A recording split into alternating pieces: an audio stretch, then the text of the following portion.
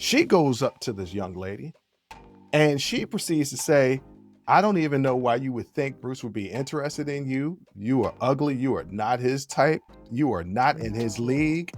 He doesn't have any feelings for you. You are barking up the wrong tree. But just goes off. Well, this young lady decided to seek revenge. Mind you, we never dated, so this wasn't a breakup, but she decided to seek revenge. And she spread a rumor about me that I did not find out was spreading and was believed until the end of the school year when I was trying to holler at another young woman.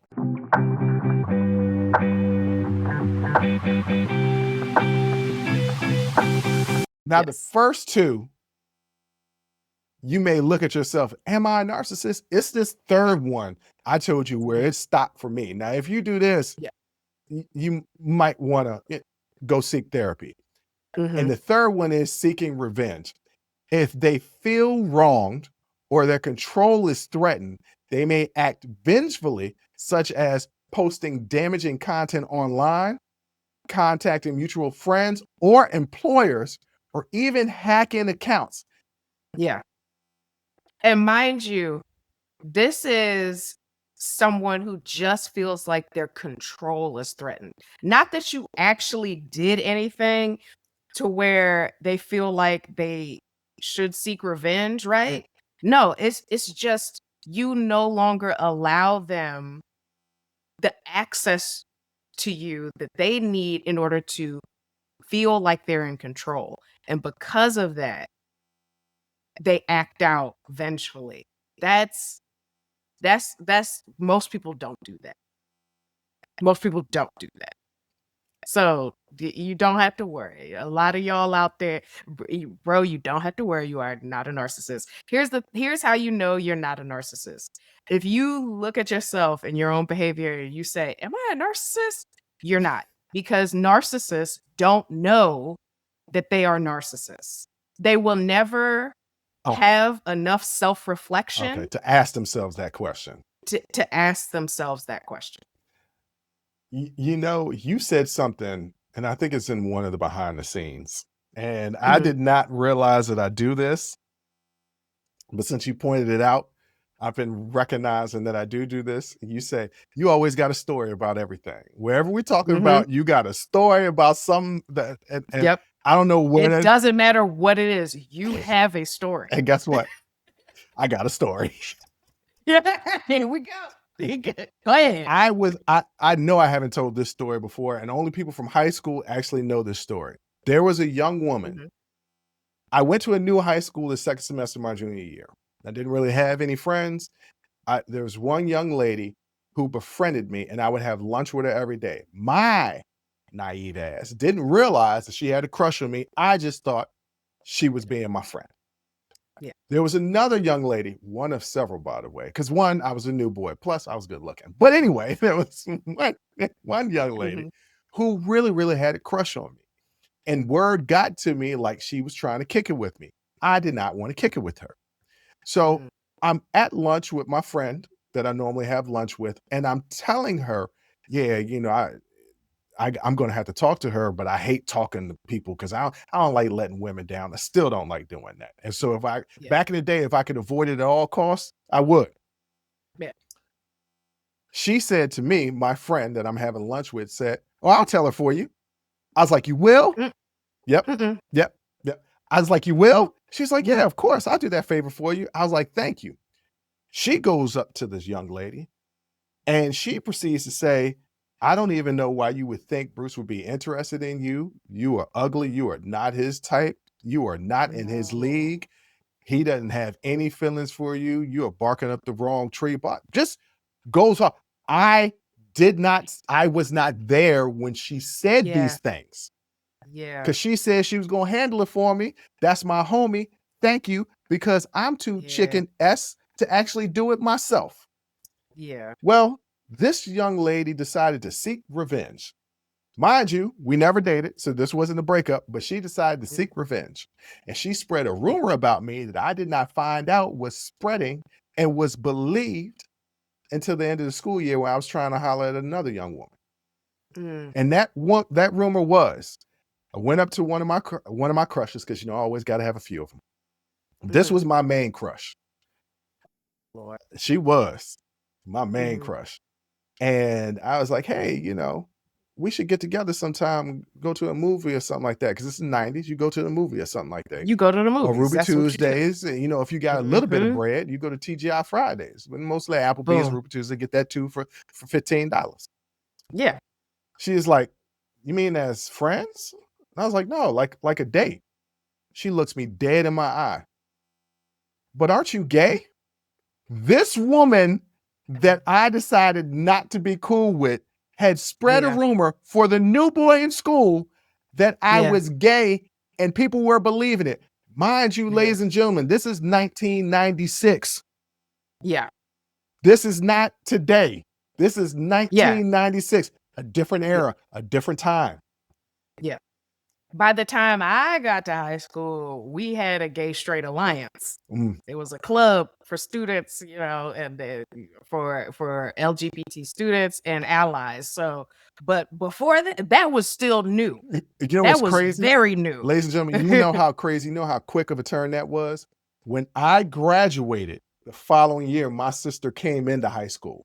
So she Yeah. was a freshman in high school when I was a freshman in college. Yeah. That's how quick that was. But before that time, well, I guess everybody was really accepting because everybody just accepted it as the Yeah. truth. And And didn't even I they didn't didn't make fun of you or anything. They well, just I like, mean, oh, yeah, I'm still me. So ain't nobody gonna try and make fun of me. I was still like 6'4", almost 190 pounds. So like, ain't yeah. too many people gonna Oh, say something to me. True. But yeah, True. that young lady seeks revenge, and I Mhm. wholeheartedly believe she's a narcissist. Nope. No, she's not. She exhibits behaviors as well. No, you were just a chicken, and that was handled extremely poorly. And Oh yeah. she is also a teenage girl, so I could see her acting out in that way. So yeah, no, that was unnecessary. But at the same time, you were a teenage boy, so A we teenage can't. boy that thought like a preteen, adolescent. Yeah, yeah. Just So it's what are you gonna do? What are you gonna do? It's either these are children in like mature situations handling it like children. So no, I don't think she was a but I narcissist. missed She my was just a shot. kid. I missed my shot because she thought I was gay and I couldn't convince her that I wasn't. Even though I was like, Mm. no, I want to take you out for a date. She could have been my future wife. And guess what? She's still fine today. She got like 6 kids. She looked the same, not the same. She looks a little bit more mature, but she looks great for her age. Yeah. I mean, she looks Yeah. like she's like 20 years old, then had 6 kids. And I'm like, I missed out. All because of this young woman spreading a rumor, seeking revenge. She was a narcissist. No. All right. Number 4 sign, erratic behavior. Narcissist actions can swing from affection to hostility using passive aggressive tactics to confuse and maintain influence over their partner. Yeah. Gaslighting. Mhm. And also, y'all gonna stop. That's another term I'm getting tired of being used all Y'all the time. doing too much. Doing too much, calling everybody doing too narcissist, much. saying everything is gaslighting. Sometimes you just being Everything called isn't out. triggering you. Everything isn't gaslighting, and everybody is not a narcissist.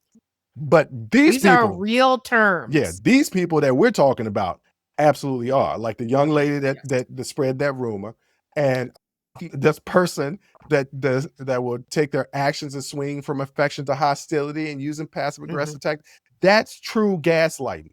And once again, it's 7 things. It isn't one thing. One thing does not make you a narcissist. It's a combination of all of these things. Okay. So don't hit us up on a DM. My boyfriend was a narcissist because he would go back and forth and back and forth. No, your boyfriend was bipolar and he needed some help. Yeah. Yeah. That's not a narcissist. Or he just was passive aggressive. A lot of people are passive aggressive. Oh, I used to be the king of passive aggressive, as you see from my previous story. Yes. You know what else narcissists do? Yeah. Oh, go ahead. What you gonna say? Oh, but like I was just saying, like I said earlier, it's like you said, it's the 7 things that they do. not one, the 7 things they do. And again, it's a pattern of repeated behavior. Yep. Over a long period of time. So it's not just because one time you dated somebody and they played the victim. Everybody plays the fool at least once. Sometimes. That's a song. There's no exception to the rule. That's a song, ladies and gentlemen. All right, number 5 plays the victim. They often cast themselves as the wrong party to gain sympathy and support from others, sometimes recruiting third parties, a triangulation, to reinforce their story. You know what I'm talking about. They'll be like, call my boy, see, he was getting on me, and you right, she always doing stuff all the time. You right, man, she is always doing stuff all the time. And that person's not calling their boy out that their boy was cheating. That's the reason why she hit you with the truck. Because they know damn well their homie ain't right. Something came up on Instagram the other day, and I think it was like women were calling men out because they were like, you know that your boy ain't right and you still be kicking with him. And the comedian, a man, was like, no, sometimes it's random. And we just one day are kicking it. And then they say some off the wall stuff. They say, hey, have you ever had peanut butter in your butt crack to watch football? And I'm like, what? No. Why would we do something like that? It makes the game better. You know what? What? I saw a reel, and it was just a couple dudes talking, and one of the dudes, they were young guys, and one of the dudes, man, I took down a 70-year-old woman one time. And then everybody looked at him like he was crazy, and he said, see, I talk too much. That's my problem. And he walked away. Yeah, men don't share. Men don't. Look, my boys, my brothers that have known me for 30 years don't know the story of my divorce, and my divorce was like 12, 13 years ago. They don't even know the story. They don't know what happened. Men don't talk. They don't and talk. they don't ask questions. And they so they know you got divorced. Have they asked? Okay, yes. People have asked what happened. But you know me, I don't like people in my business. If I feel like telling you, I'll tell you. Okay, don't ask me nothing. Okay. Hey, Bruce, how things going? You know what? You'll never know, because don't ask me. If I want to tell you how things going, I will volunteer that information. So I wasn't volunteering, and now I'm dug in. Now, even if they ask me right now, I still be like, hey, stop asking me. Okay. Like, man, it was like 27 years ago. You've been remarried. You got 3 kids. Don't ask me about past stuff unless I'm willing to tell you. But so playing the victim, we've all been in situations where people play the victim. Hell, we have played the victim. Yes. That alone doesn't. I need some sympathy. Because you're a Leo. And everything revolves around you. Even though I am dead ass wrong.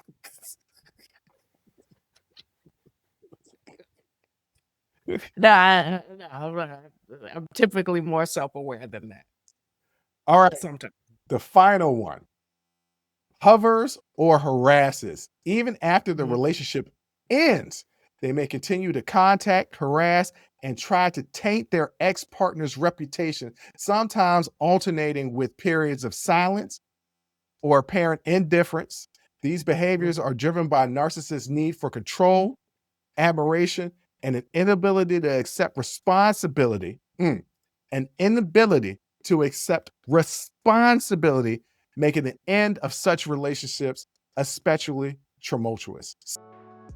Join the conversation and follow the Unsolicited Perspectives podcast on Apple, Spotify, or wherever you get your audio podcasts.